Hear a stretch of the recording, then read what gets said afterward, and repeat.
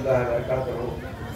الحمد لله رب العالمين والصلاة والسلام على سيد المرسلين محمد وآله وصحبه أجمعين. قال جل وعلا: اقرأ باسم ربك الذي خلق. وإذا قال: إن الذين يحبون أن تشيع الفاحشة في الذين آمنوا لهم عذاب أليم في الدنيا والآخرة والله يعلم وأنتم لا تعلمون.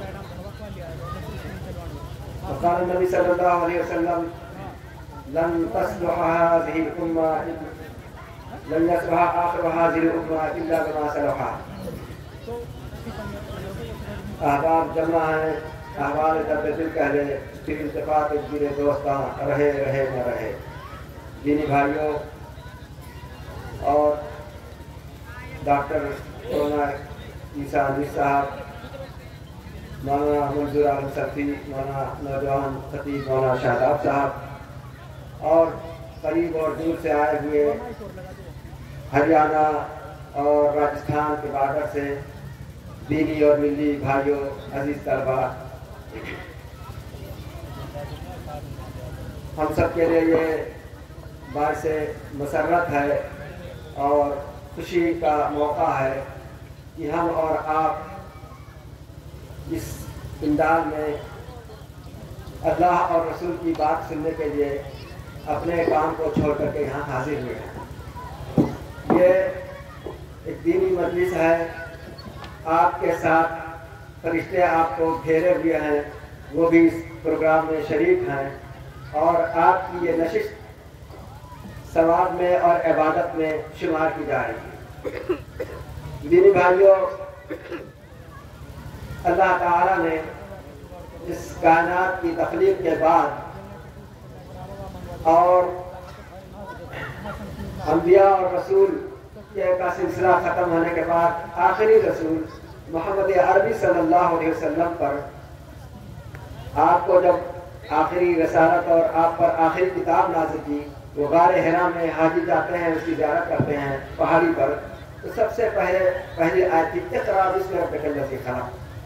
جبریل امین آئے اور یہ آیت آپ سے 5 ابتدائی آیات، جس میں سب سے پہلے اللہ تعالیٰ نے انسانوں کو اور مسلمانوں کو پڑھنے کی تلقین کی، اور اس پڑھنے اور لکھنے، علم بالقلم ما لم یعلم، اس کو قلم کے ذریعے سکھایا جو وہ نہیں جانتا تھا. تو یہ پڑھنا، پڑھانا اور قلم، یہی اس انسانیت کا شرف اور کمال ہے، یہی اس کی عزت اور تکریم ہے. جو قومیں پڑھی لکھی ہوتی ہیں وہی ترقی کرتی ہیں، وہی زندہ رہتی ہیں، اور جن کے پاس علم نہیں ہوتا ہے وہ مثل جانور کے ہوتے ہیں، کل بہائی. اس دینی اجتماع میں مدرسہ کے ذمہ داران، بالخصوص اس کے نوجوان ناظم مولانا عطاء اللہ عبد الرحمن ندوی صاحب قابل شکر ہیں کہ جنہوں نے آپ کو اکٹھا کیا اللہ اور اس کے رسول کی کچھ باتیں سننے کے لیے. کسی کے دل میں ابھی سارے علماء آ رہے ہیں، خطبہ ان کے خطاب سنیں گے، ان سے آپ استفادہ کریں گے، اور کسی کو کوئی ایک اچھی بات مل جائے اور اس کو گرہ کر لے، اس پر عمل کر لے، تو اس کی دنیا اور آخرت کی زندگی سمجھ جائے گی. تو میں مولانا عطاء اللہ صاحب کا شکر گزار ہوں کہ انہوں نے ہمیں اس میں شرکت کا موقع دیا، عزت افزائی فرمائی. جزاکم اللہ خیرہ. حضرات، اس امت کو اللہ تعالیٰ نے خیر امت یعنی بہترین امت کا لقب دیا ہے، اور اس کی وجہ اور اس کی ذمہ داری امر بالمعروف اور نہی عن المنکر کی ہے. امر بالمعروف، یہ اس کا مطلب ہے کہ نیکی اور بھلائی کا حکم دینا اور برائی سے روکنا. یہی مشن، یہی دعوت اور یہی پیغام تمام انبیاء کا رہا، صحابہ کا رہا، اور تمام جو ہے سلف صالحین کا، تابعین کا، نیک لوگوں کا یہی پیغام رہا. اور اسی کے تحت آج کا یہ اجتماع، آج کا یہ جلسہ یہاں منعقد ہو رہا ہے. امر بالمعروف اور نہی عن المنکر، آپ کی جو آسمانی صحیفے جب آنا بند ہو گئے اور نبی آخر الزمان پر رسالت کا سلسلہ ختم ہو گیا، تو اس دعوت اور تبلیغ کی ذمہ داری اور تعلیم و تربیت، ابھی آپ یہاں بیٹھے تھے، آپ ہی کے بچے ننھے منھے بچوں نے آپ کو مختلف موضوعات پر تقریریں سنائی، عربی میں، اردو میں، انگریزی میں. تو یہ کہاں سے آیا؟ کوئی بچہ ماں کے پیٹ سے پڑھ کر نہیں آتا، کوئی باپ اپنے بچوں کو گھر پہ رکھ کر کے، بچہ ہو یا بچی، گھر پہ پڑھا نہیں سکتا. یہی مدارس ہیں، مدرسے ہیں جو ذہنی انسانی ذہن و دماغ کو، جو کندہ ناتراش ہوتے ہیں، ایک تختی سادہ ہوتی ہے، اس پر خط بنایا جاتا ہے، اس پر لکھا جاتا ہے، ان کے ذہن و دماغ بالکل سادہ ہوتے ہیں. یہی مدرسے ہیں جو ان کو ایک اچھا انسان اور شریف اور بھلا انسان بناتے ہیں. یہی ان کو عالم اور حافظ بناتے ہیں، یہی ان کو داعی اور خطیب بناتے ہیں. اور جو ہے یہ ذمہ داری مدارس دنیا کی اور اس وقت پڑ جاتی ہے جو قوم کے نونہالوں کو دینی تعلیم اور تربیت کے سانچے میں ڈھال کر ایک اچھا عالم، حافظ، قاری، مبلغ، داعی بناتے ہیں، جو قرآن اور حدیث کی تعلیم کو، پیغام کو ہر خاص اور عام تک جو ہے پہنچاتے ہیں.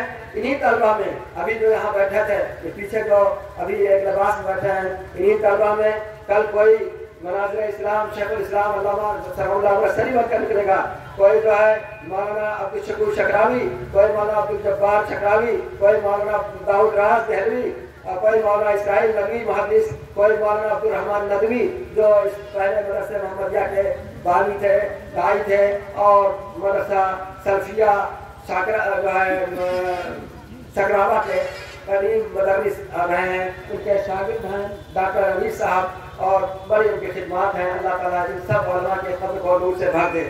تو یہی طلبہ ہیں جو کل اپنے اسلاف کے قدموں پر، نقش قدم پر چل کر کے اسلام کی خدمت کریں گے، اور انہی سے ہمارا یہ پیغام اور ہمارا یہ سلسلہ اور چراغ سے چراغ جلتا رہے گا. میرے بھائیوں، آپ چراغ جلاتے ہیں، اس کا تیل جب کم ہوتا ہے تو اس کی روشنی مدھی ہو جاتی ہے. یہ مدارس ہمارے معاشرے میں بجلی پاور ہاؤس ہیں، یہ ایک چراغ ہیں.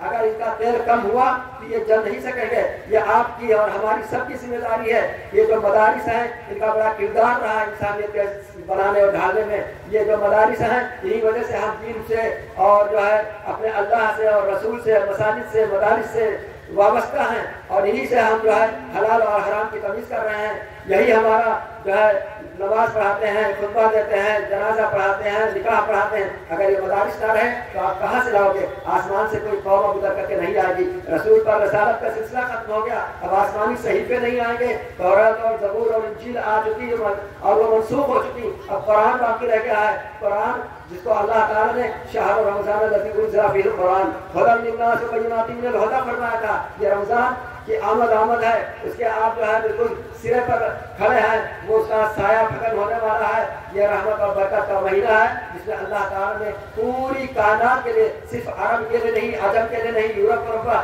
کے لیے نہیں، بلکہ پوری کائنات کے لیے، پہاڑوں کے لیے، افریقہ کے لیے، اور بہار کے لیے، شہر کے لیے، امیر کے لیے، غریب کے لیے، مرد کے لیے، عورت کے لیے، سب کے لیے اللہ تعالیٰ نے ایک نسخہ کیمیا، انا نحن نزلنا الذکر وانا لہ لحافظون. ہم نے آسمان سے قرآن نازل کیا اور ہم ہی اس کی حفاظت. اس میں 2 مرتبہ انا کا لفظ ہے جس کے معنی ہوتا ہے تاکید کے. یہ ہم نے اس کو نازل کیا، ہم ہی اس کی حفاظت کریں گے. اور جو دوسرے آسمانی صحیفے تھے ان کی حفاظت نہیں ہوئی، وہ وقتی تھے اور ان کا پیغام وقتی تھا، وہ ختم ہو چکی. لیکن قرآن ایک کتاب ہدایت ہے، نسخہ کیمیا ہے. اللہ تعالیٰ نے اس کو باقی رکھا ہے اور اس کو باقی رکھے گا.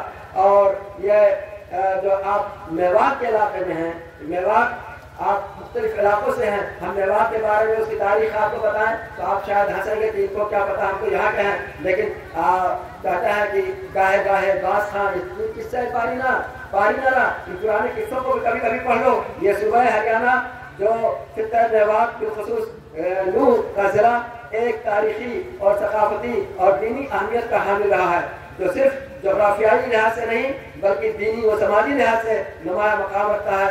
سلفیان میوات کی تاریخ بڑی روشن ہے اور اس کو بڑی اہمیت حاصل ہے، کیونکہ اسلامی تعلیمات اور دعوت دین و اصلاح معاشرہ میں یہاں کے ممتاز علماء کا بڑا نمایاں کردار رہا ہے. خطہ میوات کے شمالی ہندوستان کے ان علاقوں میں آتا ہے جہاں مسلمان قرون وسطیٰ میں آباد ہوئے، اور یہاں کے لوگ زراعت پیشہ ہیں. آپ کا کام کھیتی باڑی زیادہ ہے.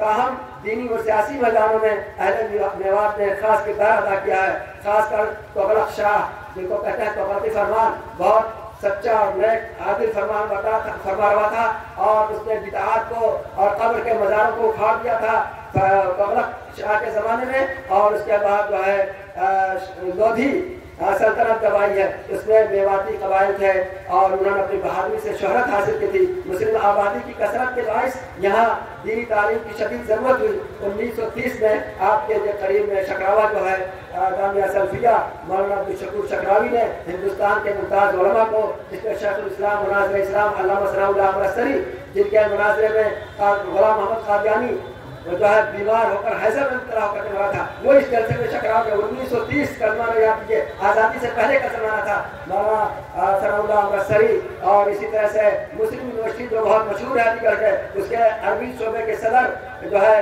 مولانا محمد سورتی، اسی طرح سے مولانا محمد جونا گڑھی جو آپ کے راجستھان میں ہے، اور جن کی تفسیر حسن البیان قرآن ہے جن کا ترجمہ مولانا جونا گڑھی وغیرہ اس میں شریک ہوئے، اور انہوں نے جو ہے دارالعلوم سلفیہ کا سنگ بنیاد رکھا. اس طرح سے وہ وہاں کا وہ ادارہ اس کی بڑی خدمات ہیں اور اس کا چراغ آج بھی روشن ہے. تو ہمارے اداروں کی حفاظت اور اس کو آگے بڑھانا یہ آپ سب کی ذمہ داری ہے. یہ دینی ذمہ داری ہے، اخلاقی ذمہ داری ہے اور اسلامی ذمہ داری ہے. میرے بھائیوں، اسلام میں علم اور تعلیم کی بڑی اہمیت رہی ہے. اس کی بنیادی علم اور معرفت میں اللہ تعالیٰ نے رکھی ہے، اور انسان کی عظمت اور کرامت اور اس کی ترقی کا ضامن قرار دیا ہے اسی تعلیم کو. خود نبی کریم صلی اللہ علیہ وسلم نے ایک حدیث مختصر سی حدیث میں فرمایا، جہاں کہا کہ اقرأ بسم ربک الذی خلق، وہی آپ نے فرمایا انما بعثت معلما، میں تو ایک معلم بنا کر کے، آپ پڑھے لکھے نہیں تھے اور آپ کو جبریل نے کہا تھا وہ انا قاری، لیکن آپ پوری کائنات کے معلم تھے. اور اس میں حکمت کیا تھی اللہ تعالیٰ کے کسی معلم نہ ہونے کی؟ اس کی حکمت یہ بتاتے ہیں علماء لکھتے ہیں آپ کے سیرت میں وغیرہ کہ آپ کسی استاذ کے سامنے ذانویت تلمس نہیں کیا، یعنی ان کے سامنے بیٹھ کر کے کسی کو استاد نہیں بنایا. اگر کسی کے استاد کوئی آپ کا استاد بن جاتا، آپ کسی کے شاگرد بن جاتے، تو آپ پر یہ لازم ہوتا کہ اس کا احترام کریں. آپ تو اخلاق کے اعلیٰ نمونہ تھے، لیکن آپ کا کوئی استاد نہیں تھا. آپ نے کہا انما بعثت معلما، میں معلم بنا کر کے بھیجا گیا ہوں. تو قرآن کی متعدد آیتوں میں اور اسی طرح سے احادیث میں علم کی اور تعلیم کی اہمیت پر زور دیا گیا ہے. یہی مدارس عربیہ ہیں جہاں انسانی ذہن و دماغ ڈھلتے ہیں، جہاں عدم گری اور مردود سازی ہوتی ہے. ابتدائی صدیوں کی تاریخ اس بات پر شاہد ہے کہ ہمارے اسلاف علوم و فنون کی ایجادات میں قافلہ سالار نظر آتے ہیں. 1857 کی غدر کے بعد مسلمانوں کو بڑے سخت اور نامساعد حالات سے گزرنا پڑا. دین و ایمان کی حفاظت کے لیے علماء اور ارباب بصیرت نے مدارس کی شکل میں اسلام کے چلے پورے ہندوستان میں اس کا جال بچھایا. اور یہی مدارس ہیں جو آپ چاہے وہ دارالعلوم دیوبند ہو جس کو اظہر ہند کہا جاتا ہے، اگرچہ وہ کسی خاص مقصد کا ہے لیکن تعلیم کی شروعات کی. اور اسی طرح مسلم یونیورسٹی ہے، جامعہ سلفیہ آرا ہے، ناطق العلماء لکھنؤ میں ہے، جامعہ سلفیہ بنارس میں ہے، اور اسی طرح سے مئو کے بے شمار مدارس اور ہندوستان کے مختلف علاقوں میں ان مدارس نے جو ہے دین اور ایمان کی حفاظت میں بڑا کردار ادا کیا ہے. انہوں نے جہاں نوجوان نسلوں کو عام علوم دینیا سے بہرور کیا، وہیں اسلام کے بنیادی عقائد پر مخالفین کے حملوں سے نہ صرف ان کو جو ہے باخبر کیا بلکہ اس کے جو ہے دفاع کا مؤثر طریقہ بھی بتایا ہے، جس سے بڑی حد تک کامیاب رہتے ہیں. اور یہ اہل کلیسا ہیں، یہ اہل کلیسا کا نظام تعلیم یہ جو ہے یوں تعلیم کے لیے موسیٰ سے کو کہا گیا تھا کہ ایک لڑکا تمہاری سلطنت میں پیدا ہوگا تو تمہیں سلطنت چھین لے گا. تو اس نے کیا کیا تھا؟ مشہور واقعہ ہے، جس کے گھر بچہ نگینا اولاد پیدا ہوتی تھی بچوں کو چھوڑ کر کے لڑکوں کو مروا دیتا تھا. حضرت موسیٰ علیہ السلام جب پیدا ہوئے تو ان کی ماں نے ان کو ایک ڈبے میں رکھ کر کے سمندر کے حوالے کر دیا. تیرتے تیرتے محل کے قریب آیا، اس کے موسیٰ کے فرعون کے پاس اولاد نہیں تھی تو ڈبے کو کھولا گیا، اس میں خوبصورت چہکتا لڑکا نکلا اور اس کو کہا کہ اس کی بیوی نے کہا میرے اولاد نہیں، اس کو پال لیتے ہیں. تو اس نے سوچا کہ ہمارے لیے خطرہ نہ ہوگا، کوئی بات نہیں. کسی کا دودھ نہیں پی رہے تھے. پھر وہ جو ہے ان کی ماں کو بلایا گیا، ایک عورت ان کی بہن پیچھے پیچھے جا رہی تھی کہ کہاں رکتا ہے یہ ہمارے بھائی کا بخش. تو کہا کہ ہم ایک عورت جانتے ہیں شاید اس کا یہ دودھ پلے. ان کی ماں کو بلایا گیا, ان کی ماں نے دودھ پیا اور ان کو کہا کہ تم نہیں رہ کر پلاؤ. انہوں نے کہا ہمارا گھر دور ہے, ہم نہیں رہ سکتے, ہم اکیلے ہیں, ہمارا شوہر کیسے رہے گا. تو بہرحال کہا کہ ٹھیک ہے تم وہیں پلاؤ, تم کو وظیفہ اور روزینہ ملے گا. اللہ تعالیٰ نے ان کو جو ہے حضرت موسیٰ کی ماں کو بادشاہ کے گھر سے, تو اس کو جو ہے علامہ اقبال نے ایک شعر میں یوں کہا کہ یوں قتل سے بچوں کے وہ بدنام نہ ہوتا, افسوس کی فرعون کو کالج کی نہ سوجھی. تو اگر وہ کالج, آج جو کالج کی تعلیم ہے وہ دین کی تعلیم نہیں ہے اور وہاں سے عقیدہ خراب ہوتا ہے, اور یہ عقیدہ آج جس دور میں ہم جی رہے ہیں وہ ذرائع ابلاغ کا ہے, میڈیا کا ہے, اور یہ جو ہے انسان کو جھوٹ کی خبریں, صحافت, ذرائع ابلاغ, میڈیا یہ ہے کہ آپ پہلے خط انتظار کرتے تھے مہینوں سے, پھر اس کے بعد ٹیلی گرام آیا, اس کے بعد اور تار اور ٹیلی گرام وغیرہ, پھر جو ہے اب موبائل کا زمانہ ہے, ایک منٹ یا سیکنڈ میں آپ نے یہاں کوئی بات کہی تو پوری دنیا میں پھیل جاتی ہے. تو یہ میڈیا کا ذرائع ابلاغ جو قوموں کا مذاق بناتے اور بگاڑتے ہیں, اور اس وقت اس کے جدید نشر و اشاعت کے جو ہے بڑی اہمیت ہے اور اس کے بڑے دوررس اثرات ہیں. ہاں, جو قوموں کے مزاج کو بناتے اور بگاڑتے ہیں میں اہم رول ادا کرتے ہیں. قوم کی اکثریت